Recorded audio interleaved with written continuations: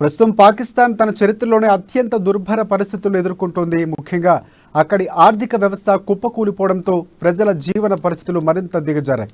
నిత్యావసరాలు కొనుగోలు చేయని పరిస్థితికి చేరుకుంది. ఇక ఇవన్నీ భారత్కు అనుకూలించేవనంటూ నిపుణులు అభిప్రాయం వ్యక్తం చేస్తున్నారు. పీఓకేను ఎప్పటికైనా చేజిక్కించుకుంటామని కేంద్ర హోంమంత్రి అమిత్ షా ఎప్పుడు స్పష్టం చేశారు.